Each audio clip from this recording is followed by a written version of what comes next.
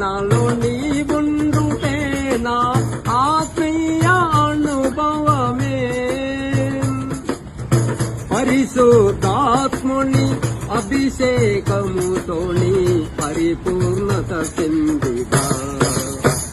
నీలో నీనుండుటే నాలో నీవుండుటే నా ఆత్మీయ అనుభవమే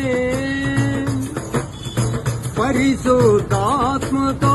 అభిషేకముతోని పరిపూర్ణత చెందిగా ఆహా నా ధన్యత ఓహో నా భాగ్యము ఏమని వివరింతునో